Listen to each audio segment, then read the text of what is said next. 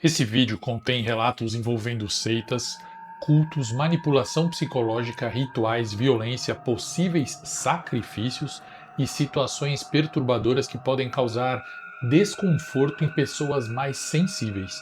O conteúdo não é recomendado para crianças nem para quem esteja passando por momentos de fragilidade emocional. Se você prefere histórias mais leves, relatos de mistérios sem temas pesados ou conteúdos menos perturbadores, recomendamos escolher outro vídeo do canal.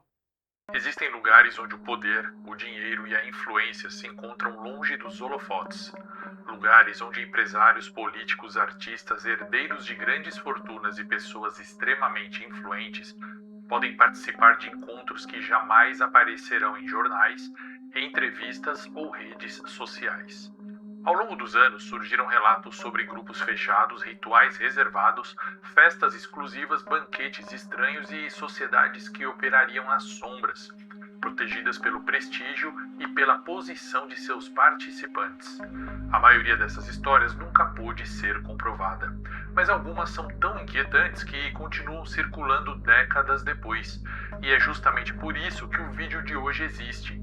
Você vai ouvir 3 relatos enviados por pessoas que afirmam ter presenciado situações envolvendo cultos secretos, recrutamento misterioso, cerimônias perturbadoras e encontros que pareciam revelar um mundo escondido atrás da realidade que todos nós conhecemos. Histórias que podem ser apenas coincidências, ou talvez não. Apague as luzes, mantenha a mente aberta e prepare-se, porque esta pode ser uma das viagens mais desconfortáveis que já fizemos juntos. Porque aqui você não ouve o relato. Você vive nele. Sete Além, a gente trouxe o horror de volta. Olá, eu sou o Luciano Ilício, o senhor Sete Além. Hoje, diferente dos outros vídeos sobre o tema que você provavelmente já assistiu aqui nesse canal, não temos apenas um relato sobre seitas e banquete secreto da elite oculta, não. Serão 3 relatos assustadores, isso mesmo, 3 relatos. Inscreva-se nesse canal, ative as notificações, deixe seu like e me siga nas outras redes sociais no @oficial 7 Além. E o primeiro relato se chama A Leitura Secreta da Elite e começa mais ou menos assim. Olá, Luciano. Para não dizer o meu nome verdadeiro e nem dos demais envolvidos aqui, pode me chamar de Tiago. Hoje eu tenho 34 anos e moro em Campinas, São Paulo. Sou escritor amador, faço parte de um dos muitos saraus literários aqui da cidade.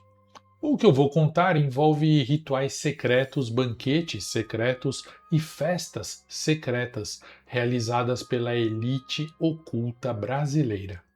Eu tenho 2 amigos escritores, vou chamá-los aqui de Bruno e Caio. A gente se conhece faz anos. A gente se encontra todo mês no Sarau. Publicamos em antologias na Amazon e vivemos alternando entre nossos empregos CLT normais e o sonho de um dia virarmos escritores profissionais. Eu vou encurtar o relato. Numa tarde de sábado, eu comecei a procurar eventos de lançamento ou de leitura que fosse fora do nosso eixo normal de frequentar, sabe? Alguma coisa que fosse nova e diferente. Então o Caio falou que tinha uma conhecida riquíssima dele, muito rica, milionária, ligada à elite paulistana. Essa moça, que eu vou chamar aqui de Fernanda, era filha e neta de gente muito conhecida e tradicional, gente importante.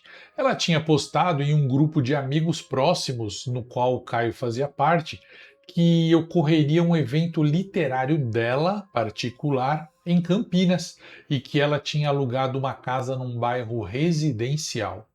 O Caio mandou para mim e sugeriu da gente ir. Mesmo não tendo sido diretamente convidados, a gente podia ir na cara de pau sem problemas. Não era um evento que era exclusivo, era fechado, mas não haveria problemas da gente aparecer ali. A gente pensou isso na hora. Chegamos lá e encontramos um evento normal, aparentemente, no começo. Uma casa com sala grande, mesas com toalha branca, cadeiras organizadas em fileiras, mesa de frios em um canto, algum vinho e refrigerante para beber. Chegamos os três achando que seria mais um lançamento comum de livro. A tal Fernanda leu alguns trechos do livro dela durante a apresentação. Um romance. Não era do gênero que eu costumava ler, mas a escrita dela até que era boa e eu me peguei envolvido com o texto. Quando terminou, o público aplaudiu, nós aplaudimos também, as pessoas foram comprando o livro e saindo. O Caio apresentou ela para a gente e pediu desculpas por termos invadido o evento. Eu aproveitei para elogiar o livro dela. Tudo naquela garota, Luciano, mostrava sinais de grande riqueza. Ela então pediu para a gente ficar um pouquinho mais ali. A gente se olhou sem entender, mas ficou. Ela disse que queria nos apresentar a umas pessoas. A gente imaginou que fossem leitores dos livros dela ou de livros em geral. Talvez pudessem ser também outros escritores como a gente, que poderiam ser úteis para parcerias, projetos futuros. Ou, talvez, melhor ainda, poderiam ser editores, já pensou? Uma oportunidade de publicar realmente por uma editora. Então, nós topamos ficar ali. Só que estávamos só nós quatro, eu, meus dois amigos e ela, no salão, provavelmente na casa toda. Então ela fechou a porta da casa e ficamos lá um tempo bebendo e conversando. Uns 15 minutos depois, mandaram mensagem no celular da Fernanda e ela falou assim: "Ah, tá. Pessoal, elas chegaram." Nós não sabíamos quem eram elas que haviam chegado.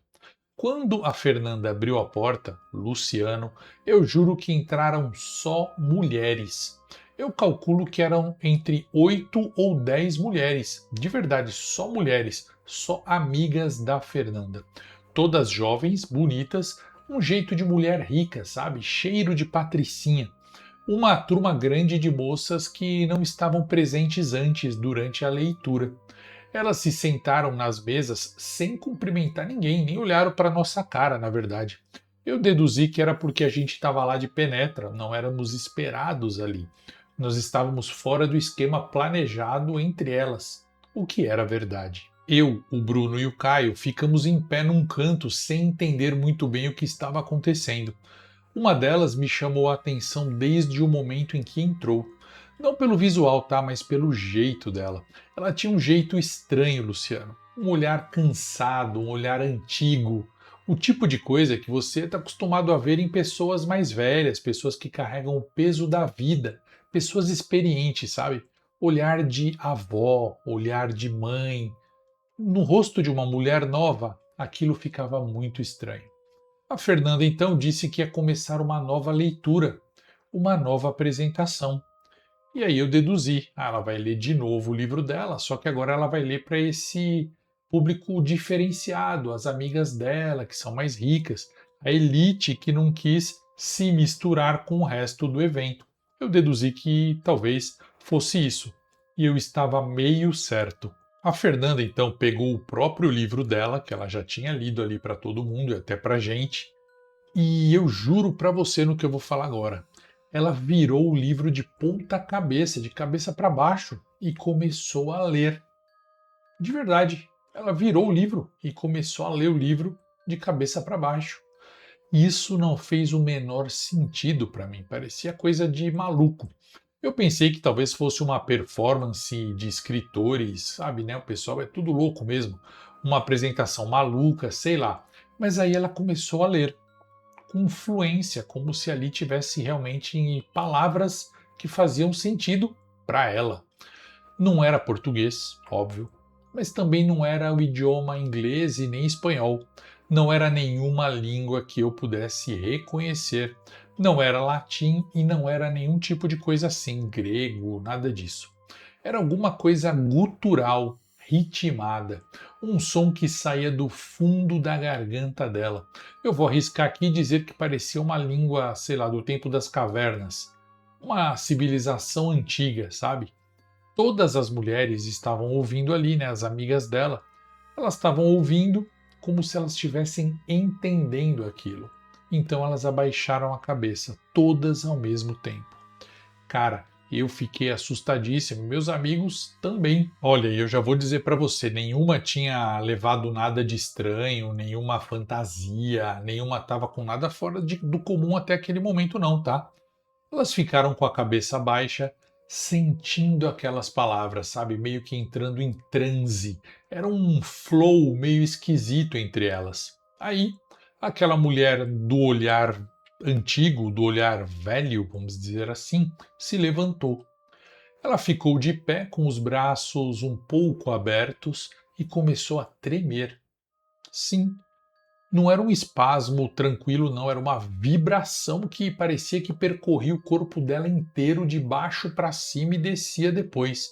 Ela tremia de um jeito que parecia que ela estava tendo um ataque, mas como ela estava de pé, não dava para ter certeza se aquilo era uma dança, um transe, um êxtase, não sei.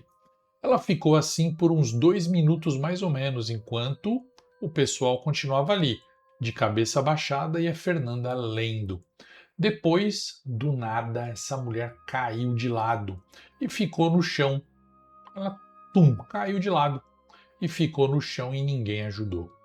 A Fernanda, nesse momento, parou de ler, olhou para a gente que estava ali num canto apavorado e pediu a nossa ajuda para levantar a moça e colocar a moça na cadeira. A gente foi, óbvio, né? O Bruno foi o que foi primeiro e logo atrás fui eu e o Caio. O Bruno foi o que mais se aproximou e pegou a moça, né? Nós só acabamos meio que ajeitando ela na cadeira, posicionando, mas o Bruno foi quem levantou mesmo, ela fez a força ali e tal. Quando voltamos para o nosso lugar, o Bruno estava diferente, Luciano. Ele ficou quieto, pálido e suando frio. O Caio percebeu antes de mim e foi falar com a Fernanda. Ele foi falar que a gente precisava ir embora, levar o Bruno para algum lugar porque ele não estava bem. Ela só olhou para a gente e disse de uma maneira bem fria assim: Ok. Quando a gente estava saindo do lugar, a mulher que tinha caído, que a gente tinha acabado de socorrer, aquela mulher com um olhar antigo, olhar velho, abriu os olhos. Isso foi a coisa mais estranha e perturbadora daquela noite inteira, porque isso deixou a gente mais confuso do que a leitura ao contrário, para você ter uma ideia. Porque mais do que a língua estranha, mais do que a queda, mais do que o êxtase que ela tinha sofrido, o rosto daquela mulher, a expressão dela, vamos dizer assim, tinha se alterado, tinha mudado. A pele dela estava melhor, estava diferente, os olhos estavam diferentes, o cansaço dela tinha sumido. Olha, ela parecia, na boa, 10 anos mais jovem do que quando ela tinha entrado. Luciano tinha um brilho nos olhos dela que eu só consigo descrever como uma coisa inumana, uma coisa bem esquisita. Um brilho que não combina com nenhuma emoção que eu conheço, não, tá? Um misto de maldade, sabedoria e energia, não sei. Então a Fernanda fechou o livro, agradeceu a todos e antes que a gente saísse pelo corredor e fosse embora de vez, ela chamou o Bruno pelo nome. Ela disse assim para ele: Viu, Bruno? Não se preocupa, você vai ficar bem. Ela só precisava pegar um pouquinho. Nós não entendemos. O Bruno foi levado pela gente no pronto-socorro do Hospital Municipal Dr. Mário Gatti. Naquela mesma noite, os médicos não encontraram nada. O diagnóstico foi algo próximo à exaustão extrema. Internaram ele, deram soro e ele chegou a ficar 1 dia e meio internado, com cansaço que não tinha explicação, como se ele tivesse corrido uma ultramaratona, sabe? Quando ele teve alta, ele me mandou uma mensagem dizendo uma coisa que até agora eu não consigo parar de pensar. Ele disse que durante o tempo que ele ficou internado, com aquela energia baixa, com o cansaço extremo, ele via todo o tempo sombras caminhando pelo quarto. Ele via umas formas que se moviam com intenção, que olhavam para ele, que se aproximavam. Uma delas, ele disse, chegou tão perto que ele sentiu que ela estava tentando entrar nele, possuir ele. Ele não conseguiu explicar melhor que isso. Disse que foi algo que ele sabia enquanto estava acontecendo, mesmo sem ter linguagem para descrever. Quando tudo melhorou, ele teve alta e as sombras sumiram de vez. Eu nunca mais fui a nenhum evento da Fernanda, claro. O Caio ainda tem contato com ela de longe e ela eventualmente manda uma mensagem para ele avisando que vai ter outros lançamentos de livro dela mesma. Ele sempre responde desejando a ela boa sorte, mas ele nunca vai aos eventos. Uma vez, logo depois de tudo isso que aconteceu, o Caio tentou conversar com ela sobre aquela noite. Ele tentou entender mais, né, de uma forma leve, como quem comenta uma coisa estranha, sabe, para entender. Ela, a Fernanda, ficou super séria e disse que tinha coisas ao redor do mundo que a maioria das pessoas nunca vai entender de jeito nenhum, que não é para elas. E ela disse que para entender, somente se fizer parte daquilo. E aí ela disse também que ele, o Caio, não estava pronto para esse tipo de conversa ainda. O Caio entendeu, não se ofendeu, tal, ia até terminar de falar com ela, mas ela ainda completou dizendo assim: olha, de vocês três, você e seus dois amigos, o único pronto e apto para pertencer é o Tiago. Se ele quiser, claro. Depois que o Caio me contou isso, eu até entrei em contato com a Fernanda, mas é óbvio, eu queria entender, né? Eu queria descobrir mais coisas. Eu sou escritor, eu sou curioso. Eu comentei que o Caio tinha dito para mim que ela falou que eu estava pronto para pertencer e eu queria saber mais sobre isso. Ela não quis falar por mensagem, ela me ligou. Pelo telefone, ela explicou que eu não poderia jamais pertencer como ela pertencia ou as amigas dela pertenciam. Que isso era coisa que vinha de berço e eu não tinha berço. Mas que eu podia sim fazer parte em algum nível, aos poucos. Eu podia ir em algumas festas certas, conhecer pessoas importantes e pessoas interessantes, e que, de repente, teria um cantinho num canto para mim lá nos grupos grandes mais para frente. Eu não entendi muito bem, mas eu estou repetindo aqui o que ela falou, Luciano. E ela falou também que o meu livro sairia, se eu quisesse, por uma editora grande, uma editora famosa. Na verdade, ela falou pela editora que você escolher, do Brasil e fora do Brasil. E ela ainda finalizou dizendo assim: já pensou, Tiago, ter um filme feito do seu livro daqui uns 3 anos? 4 anos, talvez? Dá para você ter sim, não é legal? Luciano, eu agradeci, fingi demência e disse que não. Eu não me arrependo não, tá? Tem colaborações que não valem o que elas custam, mesmo quando você só descobre o preço depois que já pagou por ele. Olha, eu sei que você prefere relatos de cultos da elite, que são mais longos, né? Mas essa é a minha vivência com isso tudo. Grande abraço do Tiago. E esse foi o primeiro relato de hoje sobre o culto das elites, o culto secreto, as festas, os banquetes. Vamos agora para o segundo relato, mas antes comenta aqui embaixo o que você achou desse primeiro relato. Qual é a sua teoria sobre tudo isso? Vamos para o segundo relato, que se chama A Edícula dos Poderosos e começa mais ou menos assim. Olá, Luciano, não vou me identificar, mas posso dizer que eu trabalho na área jurídica de um estado brasileiro e foi através de um caso de menor importância, anos atrás, que eu soube dessa história. O homem, que aqui eu vou chamar de Denis, me autorizou a contar, tá? Desde que o nome dele real ficasse de fora, então eu estou usando Denis em homenagem a um outro amigo meu. Ele estava em situação de rua quando nos procurou por causa de um processo antigo de furto. E ele contou tudo isso enquanto esperávamos a audiência. Não tinha nada para ele a ganhar inventando tudo isso não, tá? O que ficou para mim não foi a parte sobrenatural somente não, tá? Foi o jeito que ele contava, sem dramatizar, como quem relata uma coisa que aconteceu com ele e ponto final. O Denis, Luciano, ele cresceu num bairro de periferia. Família super desestruturada, desde cedo. Pai alcoólatra, mãe que sumiu quando ele tinha 8 anos.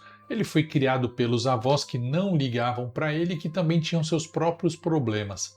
Na adolescência, ele já estava usando crack. O crack trouxe tudo o que costuma trazer: abandono da escola, dívidas, furtos para sustentar o vício. O Denis não era violento por natureza, pelo menos era o que ele dizia, mas ele acabou se juntando a um grupo que assaltava casas em bairros nobres da cidade porque era o que tinha disponível para alguém no lugar onde ele estava. Nesse grupo, alguém percebeu que o Denis era bem magrinho, ágil e silencioso. Então ele passou a ser escalado para a função de vigilância e entrada. A lógica do grupo de assaltantes era bem simples. O Denis ficava lá observando por dias a casa que seria roubada.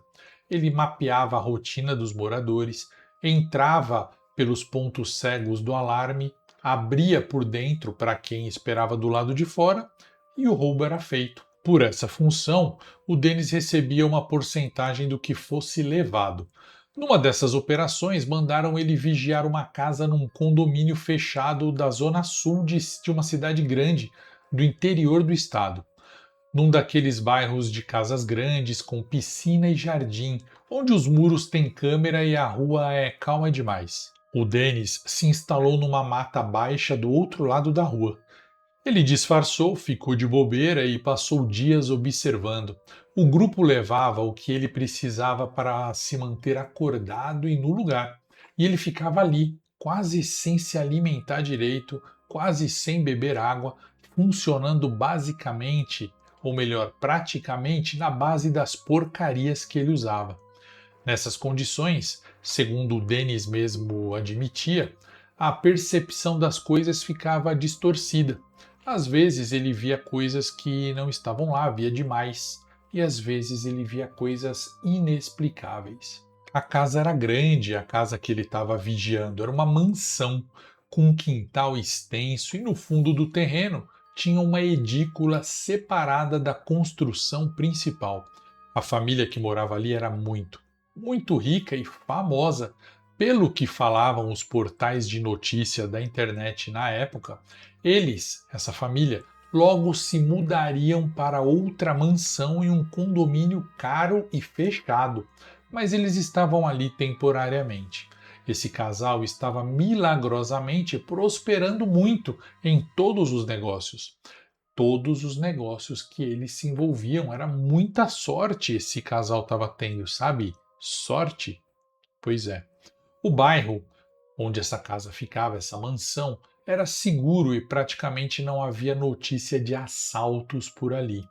A rotina deles era bem regular. Saíam de manhã, voltavam no fim do dia. Os filhos tinham horário de escola. Mas o que chamou a atenção do Denis foi outra coisa, uma coisa diferente.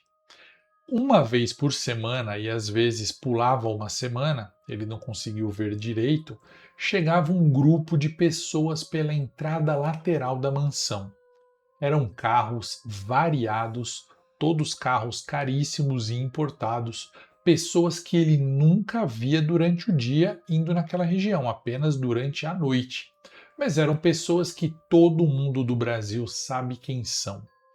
Figurões famosos, gente importante e muito conhecida.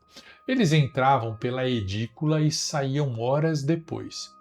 O Denis registrou isso mentalmente, mas não deu muito valor para essa informação, só achou interessante. Todo bairro rico tem evento, ele pensou, e deixou isso passar. Quando o grupo de ladrões definiu que era hora de agir, eles escolheram um dia em que a família teria saído para a viagem. O Denis tinha confirmado isso observando as malas no carro na tarde anterior. O parceiro que deveria entrar junto voltou atrás na última hora.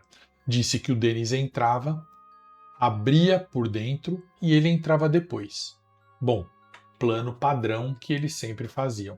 Então o Denis obedeceu a ordem que o parceiro disse. Ele pulou o muro, passou pelo jardim, entrou pela janela do banheiro lateral, desarmou o alarme, com as instruções que ele tinha conseguido e também por outras técnicas ali que esse povo tem, que é muito, muito, muito bem informado. E pronto, ele estava dentro. Então, assim que ele entrou e estava seguro e tinha desarmado tudo, ele viu a velha. A velha estava parada no corredor, de pé, olhando para ele. Assim que ele viu, ele travou. Primeiro pensamento foi que era efeito do que ele tinha usado mais cedo. Mas a velha continuou ali e ele percebeu que não era as substâncias que estavam na cabeça dele, não. Ela estava ali paradinha e nítida, sem se mexer. Estava mesmo. Então a velha falou. Ela disse que o que tinha de mais valor na casa, a coisa mais valiosa, estava lá no fundo, na edícula. Ela disse isso com uma calma de quem está dando uma informação simples, sabe? Já está de saco cheio, está só passando a informação, querendo dizer: aqui você não vai encontrar nada de valor. O que tem valor mesmo está na edícula. Ela disse isso tal, e ele perguntou em voz baixa para ela se ela ia denunciar ele, se ela ia chamar alguém. Ela disse que ela não ia dizer nada para ninguém, que era para ele ir lá no fundo e pegar o que ele quisesse. Ele mandou mensagem para o parceiro dizendo que tinha uma mulher idosa dentro da casa. Ele falou: olha, amigo, você que está entrando agora para roubar tudo aqui, já vou te avisando. Tem uma senhora aqui dentro, uma idosa. O que a gente faz? O parceiro não respondeu. O Denis não entendeu, chamou de novo. Tentou falar com o cara. Não respondeu. O parceiro desapareceu. O Denis ficou sozinho tentando decidir. E agora? Tô com uma testemunha aqui. Muitas coisas erradas acontecem dessa cena, né? De você ter uma testemunha lá. A velha continuava apontando para o fundo do quintal, para a edícula, tipo, vai para lá, é lá que está coisa valiosa. Ele então tentou sair pelo mesmo lugar que ele tinha entrado. Ele falou: já sei, vou pular o muro e vou voltar para o jardim. Só que ele errou a queda e torceu o tornozelo. Uma péssima hora e um péssimo lugar para se acidentar. Ele ficou caído no chão, estirado por alguns minutos, rolando de dor sem conseguir se levantar direito. Então, quando ele foi se recuperando, olhou para a janela da mansão e lá estava ela, a velha, ainda apontando para a edícula e ainda dizendo para ele ir até a edícula, que lá estava tudo de maior valor. Então, Luciano, com o tornozelo ferrado e sem saída imediata, ele foi, abriu a porta da tal edícula. Cara, ele me disse, Luciano, que o cheiro veio muito forte na cara dele. Um cheiro de coisa podre, carne podre misturada com alguma coisa que ele descreveu como doce. Era doce por cima do podre. Dentro da edícula, Luciano, tinha símbolos desenhados nas paredes e no chão que o Denis não soube e não sabe até hoje desenhar. Só disse que eram símbolos grandes, feios e pintados com alguma coisa avermelhada e escura, que ele não conseguiu identificar também. E tinha muitos restos. Restos do quê? Restos humanos, em diferentes estágios. Eram organizados de um jeito que não parecia descuido. Não eram órgãos e pedaços jogados ali, membros jogados, não. Estavam organizados. Parecia que tinham sido colocados de um jeito intencional. Ele ficou parado olhando aquilo, tentando entender o que ele estava vendo. E foi nesse momento que ele escutou os carros entrando pelo portão lateral. Sim, eram as pessoas do evento de 15 em 15 dias, de uma vez por semana, aquelas pessoas ricas e famosas que sempre iam até lá. Mas como assim? Os donos da casa não estavam? Será que eles também frequentavam a casa sem os donos? O Denis não tinha essa informação. Ele não tinha testado para ver essa informação. Então ele ficou parado dentro da edícula, escutando as vozes das pessoas se aproximando da edícula mesmo. Falou: pronto. O único pensamento que ele conseguiu formar naquele momento é que ele ia acabar virando parte dos pedaços de gente que estavam naquele lugar. Ele ia virar aquele acervo de pessoas picotadas. Ficou zonzo e desmaiou. Luciano, ele não sabe quanto tempo ele ficou desmaiado, mas ele acordou horas depois. Ele estava no jardim com policiais batendo no rosto dele para ele acordar.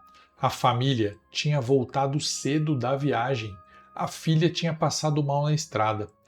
Eles chamaram a polícia quando encontraram Denis caído no jardim com o pé inchado. Denis só conseguia falar da edícula, ele apontava para a edícula e falava sobre o sangue e as coisas do diabo que ele viu lá dentro. O policial falou: mas o que você sabe da edícula? Você nem entrou ali. A família te encontrou aqui no chão do jardim. Ali está trancado. E ele falava que não, que ele entrou, que ele viu e que depois chegaram mais pessoas, pessoas famosas, e começou a falar o nome das pessoas. O dono da casa, de saco cheio, abriu a edícula e mostrou para os policiais. Falou: não sei do que ele está falando, pessoal. A edícula estava limpíssima. Prateleiras com peças de carro, algumas ferramentas e um baú de plástico. Sem cheiro, sem símbolos e sem resto. Nada. Então o próprio Denis, ao ver aquilo, começou a rir e falou: gente, é que eu tô tendo alucinação. É efeito das substâncias.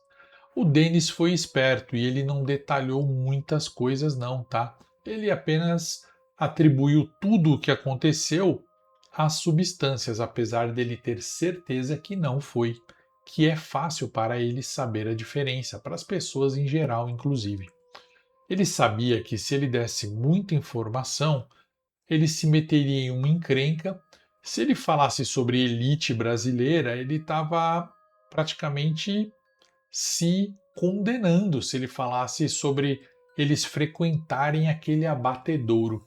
Para ele, encontraram ele caído no chão do jardim, não chegou a roubar nada e pronto. Mas, na opinião dele internamente, acharam ele dentro da edícula desmaiado, levaram ele para o jardim e, de alguma forma milagrosa ali, limparam tudo. Trocaram a parede, não sei. Fizeram alguma coisa para tirar o que era mais assustador dali de uma maneira rápida. Essa é a teoria do Denis. E aí, o que mais ele achou é que, como aquelas pessoas eram ricas e poderosas, mesmo se eles não limpassem muito bem o local, a polícia acharia bonitinho esse hobby deles de louvar o demônio e fazer festas e rituais. Eles não iam achar aquilo errado. O Denis ficou alguns meses preso. Quando ele saiu, ele se afastou do grupo de ladrões, ele não quis mais contato. Ele tentou se reerguer, ele está tentando ainda. Ele ficou sabendo que o outro ladrão, aquele companheiro dele que invadiu a casa junto com ele, sumiu naquele dia e jamais foi encontrado. Ele nunca retornou à gangue, nunca retornou aos amigos. Eles meio que invadiram quase juntos a casa, mas esse cara nunca mais foi visto. Bom, Luciano, quando eu conheci o Denis, ele estava em situação de rua, sóbrio há alguns meses por conta própria, sem perspectiva clara de futuro, mas carregando essa história como verdadeira. Ele me disse uma coisa estranha, ele disse que a parte que mais perturba a mente dele até hoje não foi o que ele viu na edícula, aquela cena horrível, e nem o fato de provavelmente aquele amigo dele da gangue ter sido sacrificado pela elite satanista. O que mais perturba ele de verdade era que quando os policiais tiraram ele da casa e ele foi mancando em direção à saída, da casa, ele virou o pescoço e deu uma olhadinha de volta para a janela. E aí ele viu uma coisa que ninguém mais viu. Ninguém enxergava ela. Sim, a velha.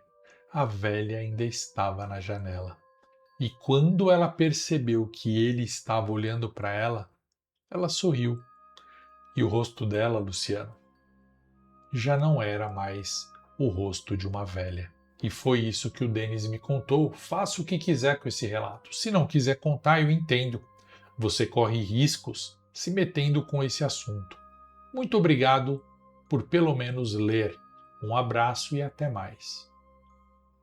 E esse foi o segundo relato da elite brasileira, a elite oculta, as festas, os banquetes. Eu quero saber a sua opinião sobre esse segundo relato também. Comenta aqui embaixo sobre esse segundo relato e vem comigo para o terceiro relato, que eu acho que você vai gostar muito. Lembrando que os vídeos anteriores estão todos aqui na descrição e passando pelos cards aqui desse próprio vídeo, tá bom?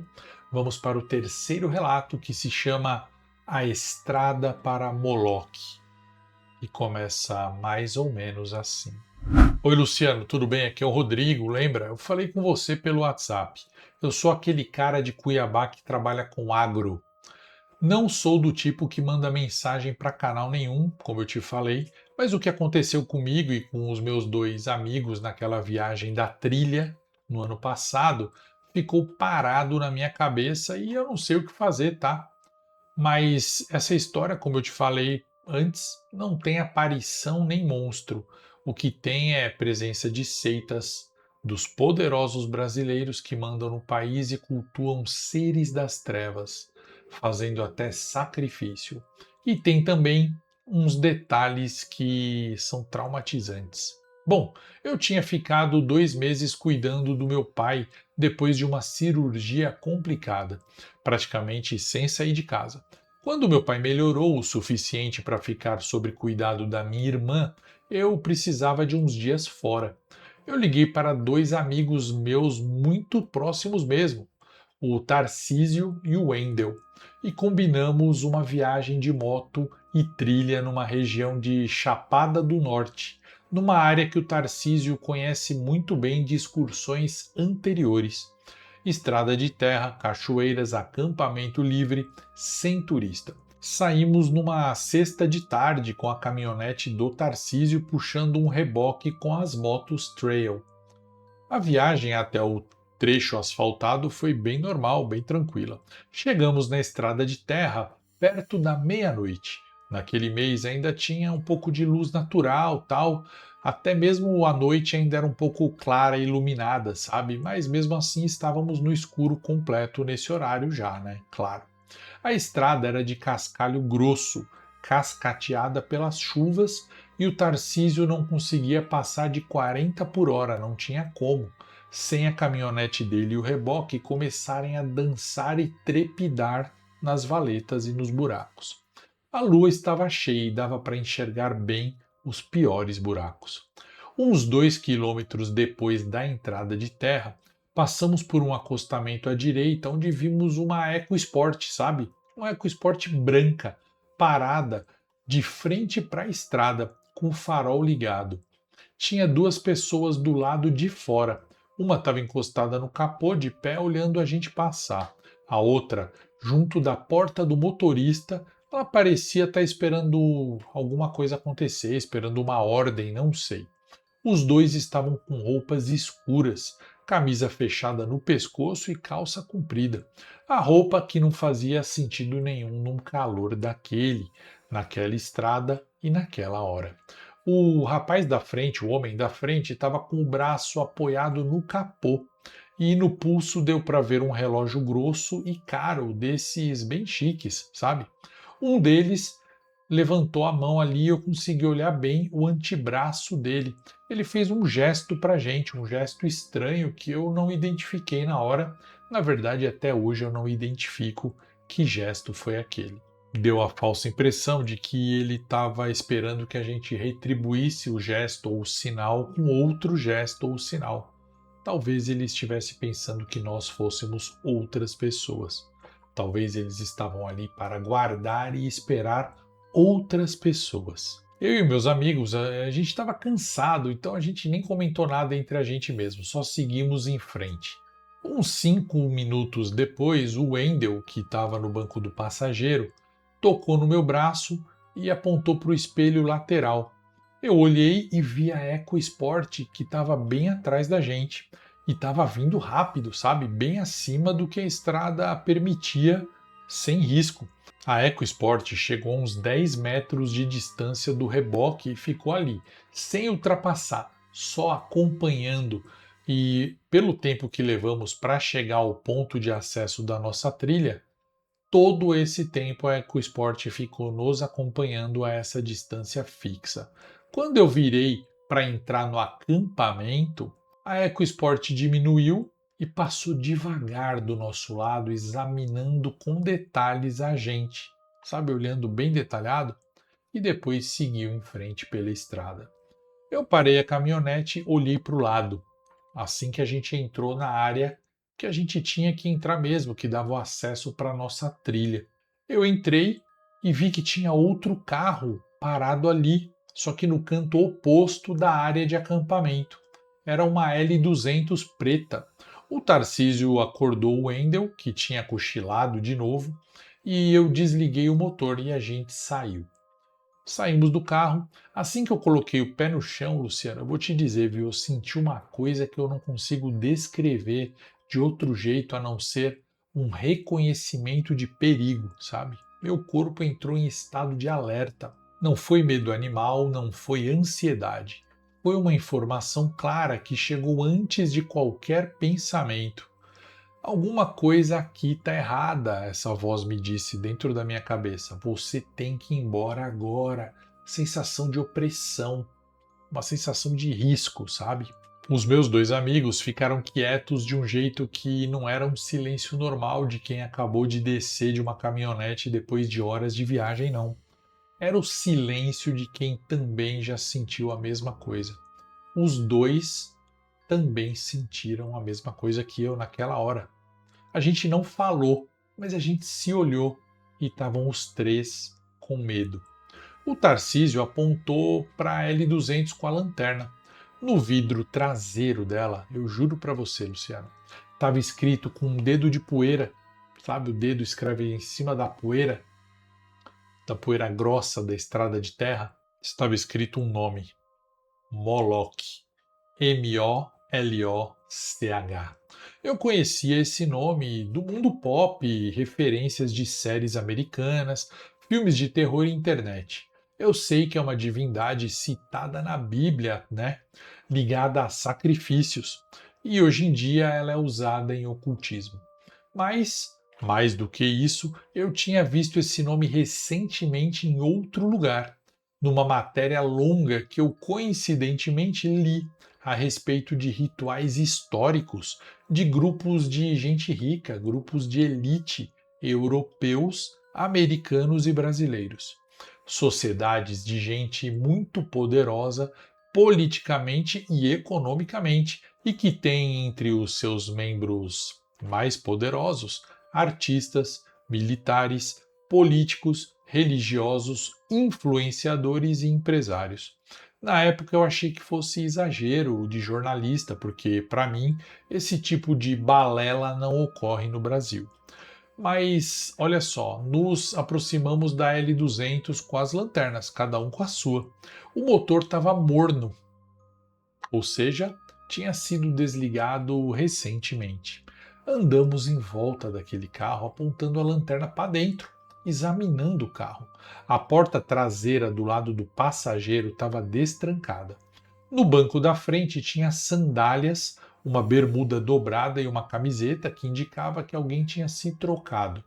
No banco de trás tinha uma mochila grande, um jogo de arco e flecha desmontado, numa capa, mas coisa profissional, uma caixa de isopor, barraca e equipamento de acampamento. No painel tinha um adesivo de um grupo de jovens de uma igreja famosa, que eu não vou citar o nome. Foi o Tarcísio que viu primeiro. Com a lanterna vasculhando ali, ele viu no banco traseiro uma coisa diferente. Encostado na lateral da mochila tinha um envelope preto, sem nome, fechado, do tipo que existe para não ser aberto por quem não deve abrir. Só deve ser aberto por quem já sabe o que está escrito ali dentro. Do lado desse convite, vamos dizer assim, desse envelope preto misterioso, tinha um broche pequeno, metálico, redondo com um símbolo que nenhum de nós três reconhecemos. Parecia um círculo dividido por dentro, um símbolo bem feito que mostrava que aquele broche não era barato não. Não era uma bijuteria de camelô, era uma joia, uma coisa cara. E aquele símbolo, a visão dele causou mal-estar em mim e nos meus amigos. O mais engraçado é que essas duas coisas juntas, com o arco e flecha e a barraca, não formavam nenhuma explicação possível na nossa cabeça. Não tinha ninguém perto. Andamos pela área de acampamento com as lanternas. Olhamos para as matas, olhamos para as bordas, chamamos pelas pessoas. Nenhuma resposta, nenhum sinal de presença. As únicas pegadas eram as nossas e algumas marcas de pneu na terra batida na área central. Enquanto estávamos lá, mais dois carros passaram pela estrada em alta velocidade com os faróis ligados. O mesmo modelo de caminhonete, o mesmo padrão de luz, espaçados entre si de um jeito que parecia calculado. Ficamos parados na sombra até sumirem. Tomamos a decisão sem precisar discutir muito. Carregamos as motos de volta no reboque e rodamos 30 quilômetros até um acampamento que o Tarcísio conhecia em outra estrada, longe dali. E lá a gente montou acampamento perto das 2 da manhã e não acendemos o fogo. A gente estava assustado com aqueles outros carros que passaram, com toda aquela situação. Por isso a gente rodou 30 quilômetros em direção ao outro acampamento, que era mais seguro e mais conhecido. No dia seguinte, nós tivemos a coragem, já estava de dia, voltamos ao lugar. Luciano, a L200 estava no mesmo lugar estacionada exatamente como tínhamos deixado, com a palavra Moloch escrita no vidro, com o dedo provavelmente. Não tinha nenhuma pegada nova, nenhum sinal de que alguém tinha chegado ou saído durante a noite. Até aí, tudo bem. Mas quando o Tarcísio entrou uns 10 metros no meio da mata para urinar, ele chamou a gente desesperado. Nós corremos lá e vimos, uns 40 metros para frente da área do acampamento, escondido atrás de uma faixa de vegetação mais fechada, a gente encontrou o que parecia ser o verdadeiro motivo de tudo, a explicação de tudo. E olha, essa explicação não é nada bonita. Tinha uma clareira pequena. No meio dela ficavam os restos de uma fogueira. Não era uma fogueira de pescador nem de campista. Era um círculo de pedras que tinha sido montado de um jeito bem certinho e preciso. Todas as pedras do mesmo tamanho ou tamanho parecido e espaçadas na mesma distância umas das outras. Em volta do círculo tinha 12 tocos baixos de madeira virados para o centro. Perto de um deles encontramos cera endurecida escorrida sobre uma pedra e fragmentos de tecido preto queimados. Eram velas que tinham acendido ali. Sim, tinha acontecido um ritual ali, era óbvio. E logo, quem tinha feito aquilo provavelmente voltaria para limpar tudo. Começamos a andar em volta daquilo e inspecionar com medo de alguém chegar. O que me deixou desconfortável também foi um objeto caído perto das folhas. Era uma máscara pesada de metal que parecia que imitava traços de boi estilizados, com chifres curtos e uma cara séria. Não parecia fantasia de carnaval não, tá, Luciano? Nem peça artesanal, nada de teatro, nada vendido em feira. Parecia uma coisa cara e maligna. Olha, o Tarcísio ficou alguns segundos olhando para aquilo sem dizer nada. Eu não tive coragem de encostar naquela máscara e, na verdade, nenhum de nós teve coragem de encostar em praticamente nada. Parecia que aquilo estava energizado com alguma coisa negativa impregnada nele. Logo depois, o Tarcísio encontrou um medalhão quebrado preso entre raízes expostas. De um lado desse medalhão tinha aquele desenho geométrico difícil de entender, o mesmo que a gente viu no carro, no broche. Do outro tinha uma única palavra gravada em letras maiúsculas. Isso mesmo, Moloch.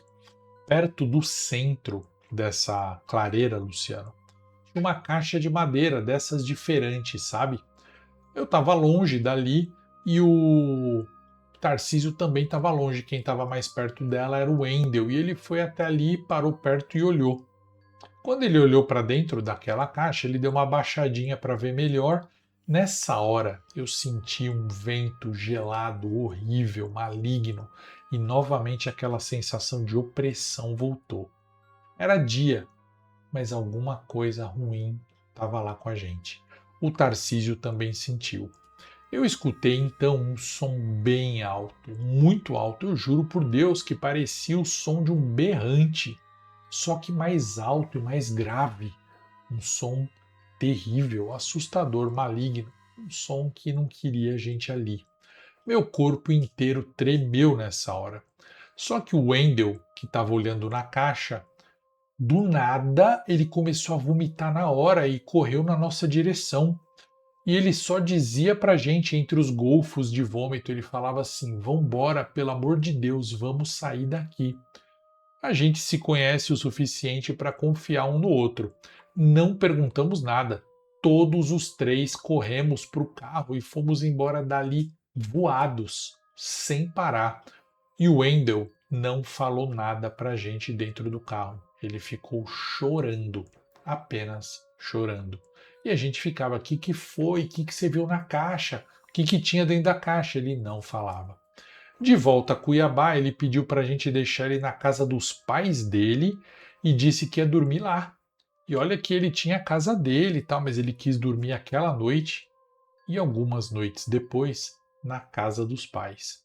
Ele disse que depois falaria com a gente. E aí ele foi embora. Nós, eu e o Tarcísio, registramos uma ocorrência na delegacia contando o que vimos. Acho que não deu em nada. Fiquei pesquisando por conta própria durante algumas semanas sem saber direito o que eu estava procurando. Achei que se tivesse uma fazenda grande na região, eu conseguiria pelo menos entender quem circula, né, por lá, quem eram aqueles motoristas. Não levou muito tempo para eu descobrir que existe um condomínio rural ali, um condomínio caríssimo de gente chique que vai para se esconder e ficar isolado de tudo. A palavra que usam é reserva privada. Esse condomínio fica a uns 20 e poucos quilômetros daquela estrada de terra com pista de pouso, helicóptero próprio e acesso restrito. O nome do proprietário não aparece em lugar nenhum, não tem como achar. Um conhecido meu que trabalha com cartório me disse que o imóvel tem blindagem jurídica, que ele nunca tinha visto isso fora de holding de família podre de rica na política. Ele disse que só um juiz para descobrir quem é o dono daquilo. Bom, eu só estou descrevendo o que eu encontrei pesquisando no Google, mas pode ser tudo coincidência. Até hoje eu não sei o que aconteceu com quem estava naquele carro. Não sei o que a EcoSport estava fazendo parada na estrada esperando a gente passar, ou esperando quem passar, não sei.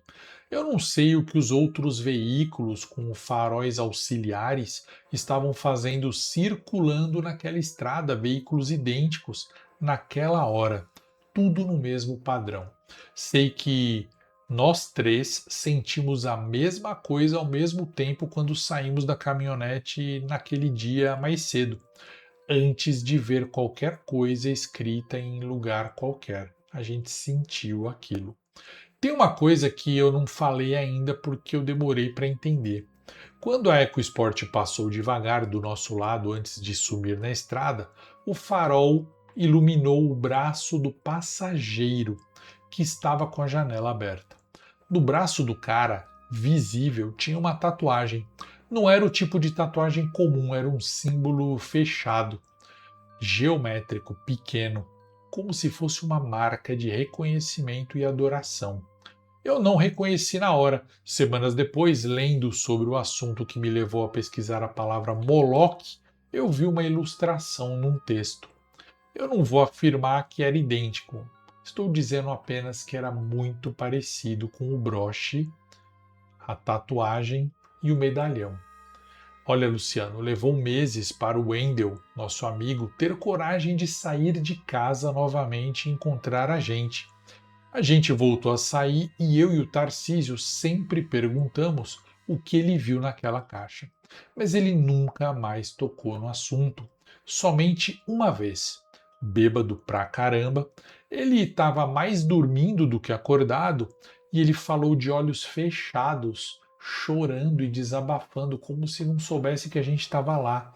Ele ficou dizendo assim: sapatinhos de bebê, meu Deus, brinquedinhos de criança, meu Deus, por quê?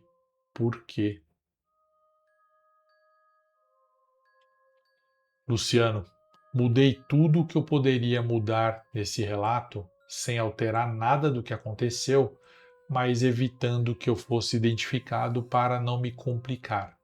Jamais alguém vai conseguir ligar esse relato à minha pessoa ou aos meus amigos. Abraços e obrigado. Atenciosamente, Rodrigo. E esse foi o terceiro e último relato sobre a elite oculta que domina o mundo, a festa da elite, o banquete secreto e oculto das elites dominantes. Satanistas? Não sei. O que eles são, você sabe?